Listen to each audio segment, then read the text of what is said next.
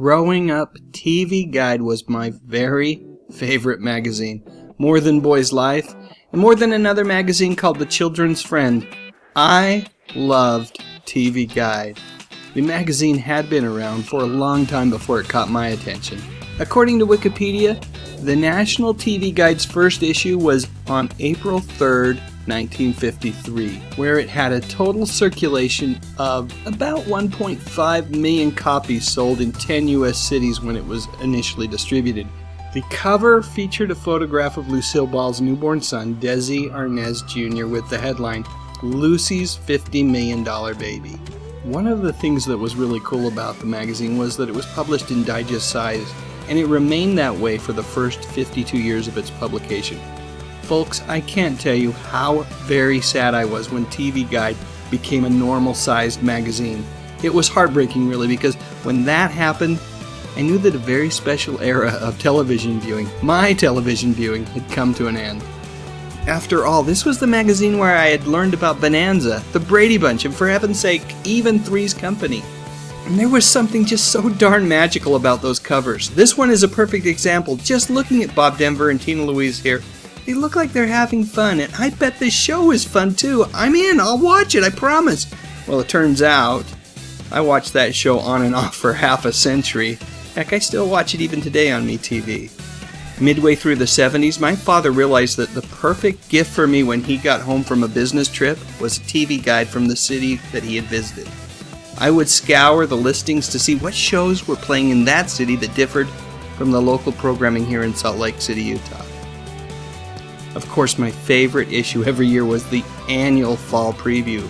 That thing was massively thick, and it was crammed with the most important information that I would need to commit to memory in order to ensure that I was able to maximize my television enjoyment.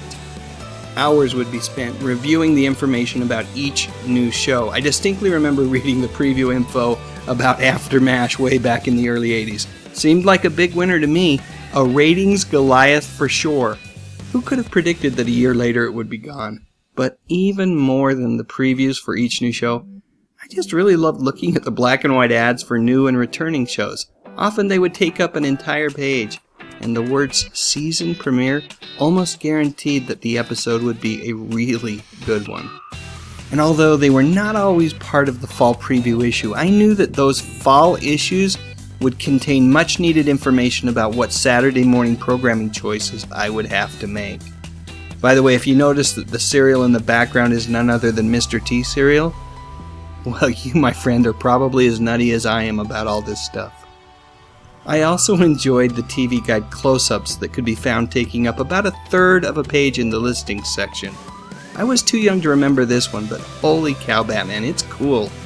But I do remember this particular close-up, and oh, was I excited for Kiss Meets the Phantom. The only challenge I had was how I was going to get away with watching it in our home. My father was convinced that these guys were working for the devil. The articles in TV Guide, for the most part, were pretty darn entertaining as well. Lots of great pictures and not too many words. When you're a kid, the more pictures, the better. Speaking of lots of words, if the show being reviewed interested me, I would take the time to read Cleveland Armory's reviews.